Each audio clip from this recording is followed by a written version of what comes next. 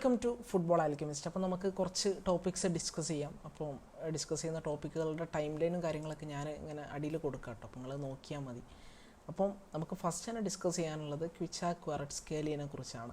അപ്പോൾ ക്വിച്ച ക്വാററ്റ്സ്കേലിയ നപ്പോളിയിൽ നിന്നും PSG join ചെയ്യാൻ വേണ്ടി പോവുകയാണ്. അപ്പം ഈ ഒരു വിൻ്റർ ട്രാൻസ്ഫർ വിൻഡോയിലേക്ക് വരുന്ന സമയത്ത് അൺഎക്സ്പെക്റ്റഡ് ആയിട്ടുള്ള കുറച്ച് എൻട്രീസ് വന്നു. അതായത് ക്വിച്ച ഈ ഒരു വിൻ്ററിലൊരു മൂവ് നടത്തും, അല്ലെങ്കിൽ ട്രാൻസ്ഫർ വിൻഡോയിലേക്ക് ആൾ പെട്ടെന്ന് എൻ്ററാവും എന്ന് നമ്മൾ ആരും വിചാരിച്ചിട്ടില്ല. അങ്ങനെ പെട്ടെന്നാണ് സംഭവിക്കുന്നത്. വിൻഡോ തുടങ്ങിയപ്പം ക്വിച്ചൻ്റെ പേര് ഉയർന്നു വരുന്നു. ലിവർപൂളും മോണിറ്റർ ചെയ്യുന്നു, അതാണല്ലോ പതിവ്. FSG മോണിറ്റർ ചെയ്യാറ് മാത്രമാണ് പതിവുള്ളത്, FSGയും റിച്ചാർഡ് ഹ്യൂക്സും. അപ്പം അവർ മോണിറ്റർ ചെയ്തുകൊണ്ടിരുന്നു. PSG പ്ലെയറെ കൊണ്ടുപോകുന്ന ഒരു സിറ്റുവേഷനാണ് അവിടെ ഉണ്ടായിട്ടുള്ളത്. 4 ഇരട്ടി സാലറി PSG ഓഫർ ചെയ്യുന്നതാണ് പറഞ്ഞത്. 4 ഇരട്ടി സാലറി എന്ന് പറയുമ്പോൾ കാര്യമായിട്ടൊന്നുമില്ല. 30K ആണ് ആൾ നാപ്പോളിയിൽ വാങ്ങിയ സാലറി എന്നുള്ളത്, ക്വിച്ച ക്വാററ്റ്സ്കേലിയ. അപ്പം അത് PSG വരുമ്പോൾ 120 ചിലപ്പോൾ 150 ഒക്കെ ആയിട്ടുണ്ടാവാം. സോ ആൾ അങ്ങോട്ട് മൂവ് ചെയ്തു. അപ്പോൾ അവിടെ ലെഫ്റ്റിൽ കളിക്കാൻ വേണ്ടിയിട്ട് ബ്രാഡ്ലി ബർക്കോളയുണ്ട്, അതുപോലെ തന്നെ ലെഫ്റ്റിൽ കളിക്കാൻ പറ്റുന്ന ഡെംബലയുണ്ട്. അവിടേക്കാണ് ആൾ മൂവ് ചെയ്യുന്നത്. എന്തുകൊണ്ട് ആ ഒരു പൊസിഷനിലേക്ക് ഒരേ ക്വാളിറ്റി ഉള്ള മൾട്ടിപ്പിൾ പ്ലെയേഴ്സിനെ PSG വാങ്ങുന്നു എന്നെനിക്കറിയില്ല. എനിവേ ക്വിച്ചക്ക് അവിടെ ബെറ്ററായിട്ട് പെർഫോം ചെയ്യാൻ പറ്റട്ടെ എന്നാണ് പേഴ്സണലി ഞാൻ ആഗ്രഹിക്കുന്നത്. നല്ല പൊട്ടൻഷ്യലുള്ള പ്ലെയറാണ്. ആളിതുവരെ ഭയങ്കര ടോപ്പ് ലെവലിൽ എത്തിക്കണമെന്ന് ചോദിച്ചു കഴിഞ്ഞാൽ ഇല്ല. ആൾ ആ ഒരു സ്കുഡറ്റ് അടിച്ച സീസണിൽ പെർഫോം ചെയ്തിട്ടുണ്ട്. ലിവർപൂളിനെതിരെ നല്ല മാസ്റ്റർ ക്ലാസ് പെർഫോമൻസുകൾ ആൾ നടത്തിയിട്ടുണ്ട്. പക്ഷേ കഴിഞ്ഞ സീസണിലേക്ക് വരുന്ന സമയത്ത് ഒരു ഡിപ്പ് സംഭവിച്ചു. ഈ ഒരു സീസണിൽ ആൾ കുറച്ചൊക്കെ അത്യാവശ്യം മെച്ചപ്പെട്ട് കളിക്കുന്നുണ്ട് കഴിഞ്ഞ സീസണെ വെച്ച് നോക്കുന്ന സമയത്ത്. പക്ഷേ അൺഫോർച്ചുനേറ്റ്ലി ആൾക്ക് നെപ്പോളിയിൽ നിൽക്കാൻ താല്പര്യമില്ല. എന്നിരുന്നാൽ പോലും ജനുവരിയിലൊരു മൂവ് നമ്മൾ പ്രതീക്ഷിച്ചിട്ടുണ്ടായിരുന്നില്ല. കോണ്ടേക്കും ആളെ വേണമെന്ന് നിർബന്ധമൊന്നുമില്ല. അപ്പം അങ്ങനത്തെ സിറ്റുവേഷനാണ് അവിടെ ഉള്ളത്. അപ്പം ആളെ സംബന്ധിച്ചിടത്തോളം നല്ലൊരു നീക്കമാണ് അവിടെ നിന്നൊരു മൂവ് എന്നുള്ളത്. അത് PSG റൈറ്റ് ഡിസിഷനാണോ റോങ് ഡിസിഷനാണോ എന്നൊക്കെ ഉള്ളത് കാലം തെളിയിക്കട്ടെ. ഓക്കെ, എനിവേ ആൾക്ക് നല്ല രീതിക്ക് പെർഫോം ചെയ്യാൻ വേണ്ടി പറ്റട്ടെ എന്ന് ആശംസിക്കുകയാണ് ക്വിച്ച ക്വാററ്റ്സ്കേലിയക്ക്. പിന്നെ മറ്റൊരു ന്യൂസിലേക്ക് നമ്മൾ മൂവ് ചെയ്യുകയാണെങ്കിൽ അറാഹോനെ കുറിച്ചാണ് പറയാനുള്ളത്, ബാഴ്സലോണൻ്റെ അറാഹോനെ കുറിച്ച്.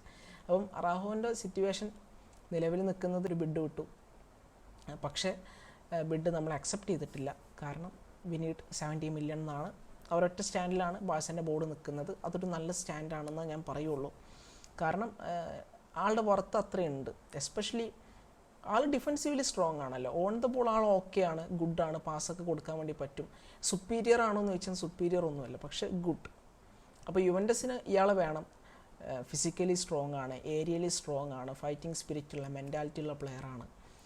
അപ്പം യുവൻറ്റസിന് പറ്റിയ പ്ലെയറാണ്. ഡിഫെൻസീവ്ലി സ്ട്രോങ് ആണ്. ബേസിക്കലി അവരൊരു ഡിഫെൻസീവ് ലീഗാണല്ലോ.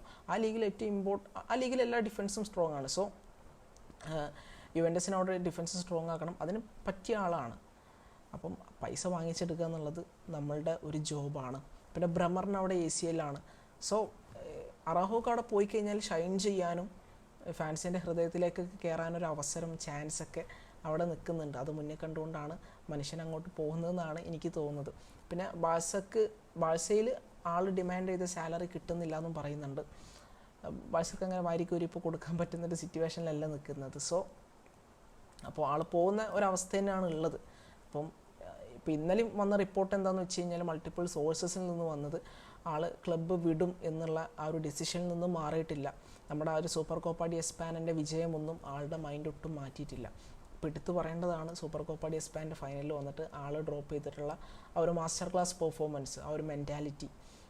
റയലിനെ പ്രോപ്പറായിട്ട് എതിരിട്ടു, ഡിഫെൻസീവ്ലി അടിപൊളിയായിട്ട് കളിച്ചു. സോ അത് എടുത്ത് പറയേണ്ടതായിട്ടുള്ളൊരു കാര്യമാണ്. അപ്പം മേ ബി അവസാനത്തെ മാച്ചോ ഒക്കെ എങ്ങാനോ ആയിരിക്കാം അത്. സോ അവിടെ അറാഹോ നന്നായിട്ട് പെർഫോം ചെയ്തു. And it's time to move on. ഈ ജനുവരിയിൽ തന്നെ ആൾ കൊടുക്കുന്നുണ്ടെങ്കിൽ കൊടുക്കണം എന്നാണ് എൻ്റെ ഒപ്പീനിയൻ. കൊടുത്താൽ മാത്രം പോരാ, ബാക്കപ്പായിട്ട് ഒരാൾ എത്തിക്കണം, അല്ലെങ്കിൽ നമ്മൾ സഫർ ചെയ്യും. കാരണം അറിയാലോ, നമുക്കിവിടെ CB കളിക്കാൻ ആൾ കുറവാണ്. നമുക്കവിടെ നിന്ന് കളിക്കാൻ വേണ്ടിയിട്ട് ഇനീഗോ മാർട്ടിനസ് ഉണ്ട്, കുബാർസി ഉണ്ട്. Inigo Martinez 5 വീക്കോ 4 വീക്കോ ഔട്ടാണ്. സോ അവിടെ കുബാർസി മാത്രമേ ഉള്ളൂ. അറോഹോ പോയി കഴിഞ്ഞാൽ പിന്നെ അവിടെ ആളില്ല. റിഗർഷനെ നമുക്ക് നമ്പാൻ പറ്റാത്ത അവസ്ഥയാണ്. നമ്പാൻ പറ്റുന്ന ആൾ വേണമെങ്കിൽ ക്രിസ്ത്യൻസൻ തിരിച്ചു വരണം. പക്ഷെ അതിനും കുറച്ച് ടൈം എടുക്കുന്നതാണ് കേൾക്കുന്നത്. എനിവേ നമുക്ക് ഒരാളെ അവിടെ കൊണ്ടുവരണം. ലോണിലെങ്കിലും ഒരു CBനെ കൊണ്ടുവന്നിട്ടേ നമുക്ക് അറോഹനെ വിൽക്കാൻ വേണ്ടി പറ്റുള്ളൂ. അല്ലെങ്കിൽ ഒരു CBൻ്റെ ഡീല് നമ്മൾ കൺഫേം ചെയ്തിട്ട് ആളെ കൊടുക്കുന്നതാണ് നല്ലതെന്നാണ് എൻ്റെ ഒപ്പീനിയൻ. എനിവേ ഈ വിൻഡോ തന്നെ കൊടുക്കുക. കാരണം അടുത്ത സമ്മറിലേക്ക് പോവുകയാണെങ്കിൽ എനിക്ക് തോന്നുന്നു 2026 ആളെ കോൺട്രാക്റ്റ് തീരാൻ പോവാം. സോ കിട്ടുന്ന പൈസ കുറയും. ഇവിടെ നമ്മൾ 70 കിട്ടും എന്നൊക്കെ പറഞ്ഞു കഴിഞ്ഞാൽ അടുത്ത വിൻഡോയിലേക്ക് പോകുമ്പോൾ ക്ലബ്സൊക്കെ ആർഗ്യൂ ചെയ്ത് അവസാനം 40 മില്യണൊക്കെ നമുക്ക് കിട്ടേണ്ട അവസ്ഥ വരുള്ളൂ. സോ ഈ ഒരു വിൻഡോയിൽ ആളെ പറഞ്ഞു വിടുന്നതായിരിക്കും ബെറ്റർ. എനിവേ താങ്ക് യു അറോഹോ. പോവുകയാണെങ്കിൽ ഇനി പോവാതിരിക്കട്ടെ എന്നാണ് ആഗ്രഹം. താങ്ക് യു പറയേണ്ട ആവശ്യമില്ല, പോകുന്ന ഉറപ്പായിട്ട് പറഞ്ഞാൽ മതി. ഓക്കെ, അപ്പം അറോഹോൻ്റെ കേസ് നിലവിൽ അങ്ങനെയാണ് നിൽക്കുന്നത്.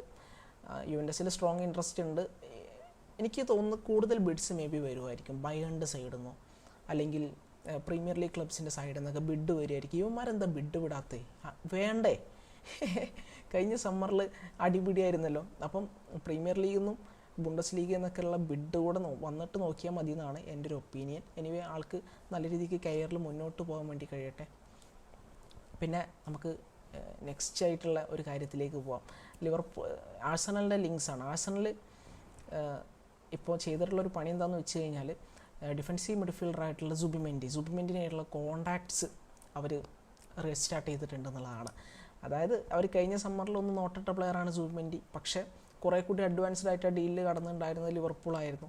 അവസാനം ആ ഒരു സോസിരാൻ്റെ സൈഡിൽ നിന്നുള്ള പ്രഷറൊക്കെ കാരണം സുബിമെൻറ്റി ലിവർപൂളിൽ ജോയിൻ ചെയ്യാതെ ഒരു വർഷം കൂടി സോസിരാൻ്റെ ഒപ്പം തുടരാം എന്നുള്ള ഒരു ഡിസിഷൻ എടുത്തു. അതാണ് അവിടെ സംഭവിച്ചിട്ടുള്ളത്. 60 മില്യൺ എങ്ങാനുമാണ് ആളുടെ റിലീസ് ക്ലോസ് കിടക്കുന്നത്. അപ്പം 60 മില്യൺ ഫോർ സുബിമെൻറ്റി എന്ന് പറഞ്ഞു കഴിഞ്ഞാൽ വർത്താണ്. കാരണം ആൾ അത്യാവശ്യം ഓൾറെഡി പ്രൂവ് ചെയ്തിട്ടുള്ള ഒരു പ്ലെയറാണ്. ക്വാളിറ്റീസ് നമുക്കറിയാം. ക്വാളിറ്റീസിനെ കുറിച്ച് സെപ്പറേറ്റ് ഞാൻ ഒരു വീഡിയോ ചെയ്യുന്നതായിരിക്കും, ഡീറ്റെയിൽ ആയി പറഞ്ഞുകൊണ്ടൊരു വീഡിയോ ചെയ്യുന്നതായിരിക്കും ഉടനെ. ഓക്കെ, അപ്പം ആ ഒരു പ്ലെയറെ അതീവ തന്ത്രപരമായിട്ട് ഇപ്പം തന്നെ കോൺടാക്ട് ചെയ്തിട്ട് പ്ലെയേഴ്സിൻ്റെ ക്യാമ്പുമായിട്ട് ഡിസ്കസ് ചെയ്തിട്ട് പേഴ്സണൽ ടേംസ് എഗ്രി ചെയ്തിട്ട് നെക്സ്റ്റ് സമ്മറിൽ ഫസ്റ്റ് തന്നെ, അതായത് ഒരു കോമ്പറ്റീഷൻ ഒന്നും പോവാതെ സൈനിങ് ഉറപ്പിക്കാനുള്ള പരിപാടിയാണ് ആർട്ടറ്റിൻ്റെ സൈഡിൽ നിന്ന് നമ്മൾ കാണുന്നത്. ഇതേ ഉത്സാഹം സ്ട്രൈക്കർമാരൊക്കെ സൈൻ ചെയ്യാൻ ആർട്ടറ്റ് നടത്തട്ടെ എന്ന് നമുക്ക് പ്രത്യാശിക്കാം. എനിവേ നല്ലൊരു സൈനിങ് ആയിരിക്കും ഈ ഒരു സിസ്റ്റത്തിലേക്ക് സുബിമെൻറ്റി വന്നു കഴിഞ്ഞാൽ, പറയാതിരിക്കാൻ പറ്റില്ല. കാരണം പ്രോപ്പർ കൺട്രോളറാണ്, പ്രസ് റെസിസ്റ്റൻ്റ് ആണ്, പ്രോപ്പർ പാസറാണ്, സ്വിച്ചസ് നടത്താൻ പറ്റുന്ന ആളാണ്. അപ്പോൾ എന്തായാലും അവിടെ നിന്ന് തോമസ് പാർട്ടി പോകുന്നുള്ള കാര്യത്തിൽ സംശയമില്ല. കഴിഞ്ഞ സീസണിലെ തോമസ് പാർട്ടി പോകാത്ത ഭാഗ്യമാണ്, സൗദിയിലേക്കൊന്നും പോകാത്തത്. സോ തോമസ് പാർട്ടി പോകും. അപ്പോൾ അവിടെ ഒരു പ്രോപ്പർ DM വേണം, ഒരു ഇമ്പാക്റ്റ് ഉണ്ടാക്കാൻ പറ്റുന്ന DM വേണം, പാസസ് പ്രൊവൈഡ് ചെയ്യാൻ പറ്റുന്ന DM വേണം. അപ്പോൾ അതിന് പെർഫെക്റ്റ് ആയിട്ടുള്ള ഓപ്ഷനാണ് നമ്മുടെ ഈ ഒരു മനുഷ്യൻ എന്ന് പറയുന്നത്, മാർട്ടിൻ സുബിമെൻറ്റി. അപ്പോൾ ഇനി ബാഴ്സ ഇൻട്രസ്റ്റുമായിട്ട് മുന്നോട്ട് വരുമെന്നുള്ളത് നമ്മൾ കണ്ടറിയണം. ബാഴ്സക്കും ആഗ്രഹം ഉണ്ടായിരുന്നൊരു പ്ലെയറാണ്, പക്ഷേ ഇൻട്രസ്റ്റ് വിഡ്രോ ചെയ്തെന്ന് പറഞ്ഞ് കേൾക്കുന്നുണ്ട്. അതേസമയം കേൾക്കുന്ന മറ്റൊരു ന്യൂസ് എന്താണെന്ന് വെച്ച് കഴിഞ്ഞാൽ ഇംഗ്ലണ്ടുമായിട്ട് കണക്ട് ചെയ്തിട്ടുള്ള ന്യൂസസിൽ സുബിമെൻറ്റി ടയേർഡാണെന്ന് പറയുന്നുണ്ട്. പക്ഷേ അത് ചുമ്മാ പറയുന്നതായിരിക്കും, ചുമ്മാ അടിച്ചുവിടുന്ന ന്യൂസായിരിക്കും എന്നാണ് എനിക്ക് തോന്നുന്നത്. ആൾ അവസാനം ആഴ്സണലിലോട്ട് വരാനുള്ള സാധ്യത എന്തായാലും അത്യാവശ്യമുണ്ട്. കാരണം അവിടെ ആർട്ടറ്റ് ഉണ്ടല്ലോ, ആ ഒരു സ്പാനിഷ് ബയാസും കൂടെ ഉണ്ട്, അതും കൂടെ നമ്മൾ ചിന്തിക്കണം. അപ്പോൾ അതൊക്കെ വെച്ച് നോക്കുമ്പോൾ ഇറ്റ് മേ ഹാപ്പൻ. പിന്നെ നമുക്ക് ടച്ച് ചെയ്യാനുള്ള മറ്റൊരു ന്യൂസ് ഉണ്ട്. അത് മാഞ്ചസ്റ്റർ യുണൈറ്റഡിൻ്റെ പുതിയ ലെഫ്റ്റ് ബാക്ക് സൈനിങ് ആയിട്ടുള്ള ഡിയാഗോ ലിയോണെ കുറിച്ചാണ്. സെപ്പറേറ്റ് ഒരു വീഡിയോ ഉണ്ട്, വീഡിയോ തന്നെ നമുക്ക് ഡിസ്കസ് ചെയ്ത് പോവാം. അപ്പോൾ ഡിയാഗോ ലിയോണിലേക്ക് നമ്മൾ നോക്കുന്ന സമയത്ത് നല്ലൊരു ലെഫ്റ്റ് ബാക്കാണ്. 17 വയസ്സാണ്, 17 ഓക്കെ 17 വയസ്സാണ്. 2025 ആൾ ടീമിലേക്ക് എത്തും, 18 വയസ്സായിട്ട്. അപ്പം പാരഗ്വായൻ ക്ലബ്ബിൽ നിന്നാണ് വരുന്നത്. അപ്പോൾ ഈ ക്ലബ്ബ് എന്ന് പറഞ്ഞാൽ അത്യാവശ്യം റെപ്യൂട്ടഡ് ആയിട്ടുള്ള ക്ലബ്ബാണ്. ആൽമിറോണ പോലത്തെ പ്ലേയേഴ്സൊക്കെ, പാരഗ്വയിൽ നിന്നുള്ള ടോപ്പ് പ്ലേയേഴ്സൊക്കെ വരുന്ന ക്ലബ്ബാണിത്. അപ്പോൾ 3.1 + 1 മില്യൺ ആഡോൺസ് അങ്ങനത്തെ ഒരു ഡീലിലാണ് അവരിപ്പോൾ നിലവിൽ കൊണ്ടുവരുന്നത്. സോ ആളുടെ ഒരു സ്റ്റൈൽ നോക്കാം. ആൾ ലെഫ്റ്റ് ബാക്കാണ്, വേണമെങ്കിൽ സെൻറ്റർ ബാക്ക് ആയിട്ടും കളിക്കും. അപ്പോൾ ആളുടെ ഫീച്ചേഴ്സൊക്കെ നോക്കുന്ന സമയത്ത് ആൾ ഫിസിക്കലാണ്. അപ്പോൾ 17 വയസ്സുള്ള ഒരാളുടെ ഫിസിക്കല്ല അത്, അത്യാവശ്യം വെൽ ബിൽട്ടായിട്ടുള്ള ഫിസിക്കലി പ്ലെയേഴ്സിനെ നല്ലോണം ഏറ്റുമുട്ടാൻ വേണ്ടി പറ്റുന്ന, നല്ല രീതിക്ക് ഫിസിക്കൽ ബാറ്റിൽസ് വിൻ ചെയ്യാൻ വേണ്ടി പറ്റുന്ന ഒരു പ്ലെയറാണ് ഡിയാഗോ ലിയോൺ. അതുപോലെ 1v1 സിറ്റുവേഷനിലേക്ക് വരുന്ന സമയത്ത് ഹീസ് എ മോൺസ്റ്റർ. നല്ല രീതിക്ക് 1v1 സിറ്റുവേഷൻ ആൾ ഹാൻഡിൽ ചെയ്യുന്നുണ്ട്, നല്ല രീതിക്ക് ഡിഫെൻഡ് ചെയ്യുന്നുണ്ട്. അത് നല്ലൊരു പോസിറ്റീവായിട്ടാണ് ആളുടെ കാര്യത്തിൽ എനിക്ക് തോന്നിയിട്ടുള്ളത്. ആ ഒരു ഫിസിക്കാലിറ്റി, അതുപോലെ തന്നെ 1v1 ആളുടെ വലിയ സ്ട്രെങ്ത്താണ്. ആൻഡ് അതിൻ്റെ അപ്പുറം പേസ് എന്ന് പറയുമ്പോൾ നല്ല പേസുള്ള ഒരു പ്ലെയറാണ് ഡിയാഗോ ലിയോൺ. അപ്പം ആൾ പെട്ടെന്ന് വന്നിട്ട് ഫസ്റ്റ് ടീമിലേക്ക് വരുമെന്ന് വെച്ച് കഴിഞ്ഞാൽ പെട്ടെന്ന് വന്ന് ഫസ്റ്റ് ടീമിലേക്ക് ചാടി കയറാനൊന്നും വേണ്ടി പോകുന്നില്ല. എനിവേ എനിക്ക് തോന്നിയിട്ടുള്ളൊരു കാര്യം ഇയാൾ ഒരു അമോറിമിൻ്റെ സിസ്റ്റത്തിലേക്ക് വരാൻ പറ്റുന്നൊരു പ്ലെയറാണ്.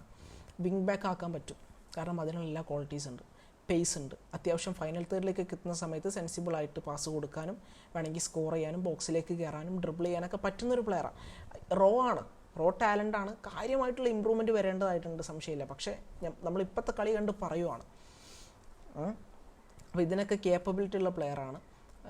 നിലവിൽ ലാറ്റിൻ അമേരിക്കയിലെ one of the exciting talent ആയിട്ട് വിലയിരുത്തപ്പെടുന്ന ഒരു പ്ലെയർ തന്നെയാണ്. ലാറ്റിൻ അമേരിക്കയിൽ നിന്ന് വരുന്ന ടാലൻസ് ഒന്നും ഇപ്പം അങ്ങനെ നിരാശപ്പെടുത്തുന്നത് കുറവാണ്.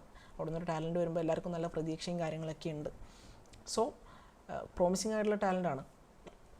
പിന്നെ ഞാൻ പറഞ്ഞല്ലോ, ആൾക്ക് ഫിസിക്കാലിറ്റി ഉണ്ട്, 1v1 സിറ്റുവേഷനിൽ സ്ട്രെങ്ത് ഉണ്ട്, അറ്റാക്ക് ചെയ്യാനുള്ള പേസ് ഉണ്ട്, അറ്റാക്ക് ചെയ്യാനുള്ള എബിലിറ്റീസ് ഉണ്ട്, നല്ല ഷോട്ട്സ് എടുക്കാനുള്ള കപ്പാസിറ്റി ഉണ്ട്. സോ ഒരു വിങ് ബാക്ക് ആക്കി മാറ്റാൻ വേണ്ടി പറ്റും. അമോറിമിൻ്റെ സിസ്റ്റത്തിൽ അറിയാലോ, ഫുൾ ബാക്സ് അല്ല, വിങ് ബാക്സ് ആണ് വൈഡ് ഏരിയസ് ഓക്യുപ്പൈ ചെയ്യുന്നത്. അപ്പോൾ അങ്ങോട്ട് ആളെ മാറ്റാൻ പറ്റുമെന്നാണ് എനിക്ക് തോന്നുന്നത്. ഐ ഫീൽ ലൈക്ക് ന്യൂനോ മെൻഡസിനെ പോലെ അങ്ങനെ നമുക്ക് പ്രോപ്പറായിട്ട് ആക്കാൻ വേണ്ടി പറ്റും യുണൈറ്റഡിന് ഈ ഒരു പ്ലെയറെ. സോ അതാണ് ഡിയാഗോ ലിയോണിനെ കുറിച്ച് പറയാനുള്ളത്. ഒരു നല്ല പ്രോസ്പെക്റ്റാണ്, ഭയങ്കര പ്രോമിസിങ് ആയിട്ടുള്ള ഒരു പ്രോസ്പെക്റ്റാണ്. എനിവേ യുണൈറ്റഡിൽ എത്തിയതിന് ശേഷം ആളുടെ കരിയർ എങ്ങനെ മുന്നോട്ട് പോകും, അമോറിം ആളെ എങ്ങനെ യൂസ് ചെയ്യും എന്നൊക്കെ എന്നുള്ളത് നമ്മൾ കണ്ടറിയേണ്ടതായിട്ടുള്ള ഒരു കാര്യമാണ്.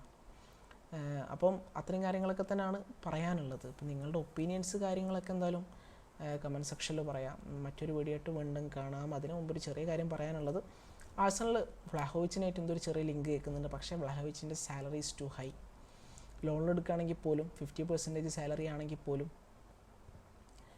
430K ആളെ സാലറി. അപ്പോൾ പകുതി എടുത്താൽ എത്രയായി? പകുതി എടുത്തു കഴിഞ്ഞാൽ 200K മുകളിലായി. സോ എനിക്ക് നടക്കുമെന്ന് തോന്നുന്നില്ല. പക്ഷേ വ്ലാഹോവിച്ചിന് അവിടെ നിൽക്കാനും താല്പര്യമില്ല. Anyway let see.